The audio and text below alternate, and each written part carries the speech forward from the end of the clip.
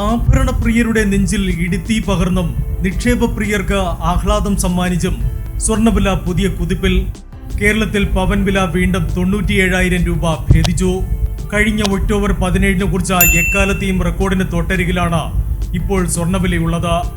കഴിഞ്ഞ ഒക്ടോബർ 17 രേഖപ്പെടുത്തിയ ഗ്രാമിന് 12,170 രൂപയും പവന് 97,360 രൂപയുമാണ് നിലവിലെ റെക്കോർഡ്. അതായത് പുതിയ റെക്കോർഡിലേക്ക് ഗ്രാം ഉള്ളത് വെറും 10 രൂപയുടെ ദൂരത്തിൽ, പവനാണെങ്കിലോ 80 രൂപയുടെയും.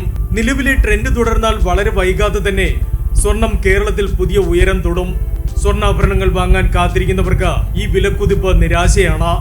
എന്നാൽ സ്വർണത്തിൽ നേരത്തെ നിക്ഷേപം നടത്തിയവർക്ക് വില വർധന ആശ്വാസവുമാണ്. വില കൂടുന്നതിന് ആനുപാതികമായി നിക്ഷേപ ലാഭവും ഉയർത്താൻ ഇവർക്ക് കഴിയും.